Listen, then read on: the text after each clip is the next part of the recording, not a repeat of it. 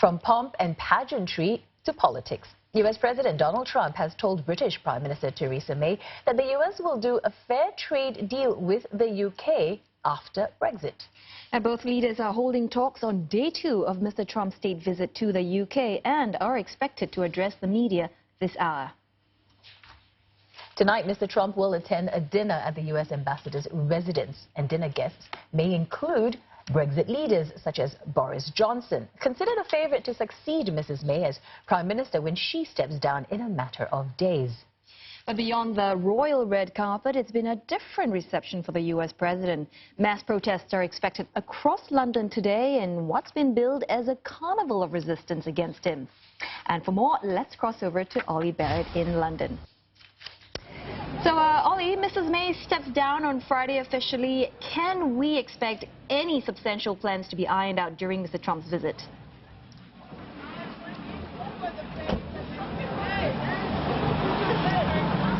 Well, there are certainly some important issues that the two sides are discussing. We're looking at things like the Huawei issue, with the Americans wanting the British to take a closer line to Washington's position when it comes to the Chinese telecoms firm. We've got the Brexit issue. We've got the Americans talking about a trade deal being on the table for the UK once Brexit is signed, sealed and delivered. So there are important issues that are being discussed as part of this visit by Donald Trump. But of course, he is well aware that Theresa May will not be the Prime Minister in a few weeks from now, and so that is certainly limiting the ability of the two sides to make huge amounts of progress during Donald Trump's visit. But there's also the sense from Donald Trump that what he's really here for is the pomp and the ceremony, the meetings with the Queen, the encounters with the royal family. That is what he appears to be enjoying so far as part of this trip. We've also heard that he has had a conversation with Boris Johnson, one of the potential successors for Theresa May, the British Prime Minister, as leader of the Conservative Party. We're told that Donald Trump offered a one-on-one meeting with Boris Johnson, the former mayor of London, but Boris Johnson said he didn't have time because he's focused on the Conservative Party leadership contest. So that very interesting indeed for a potential future Prime Minister to turn down a one-on-one meeting with a current American president. Ollie, but some quarters, they're not enjoying his visit. How are protests against him panning out so far?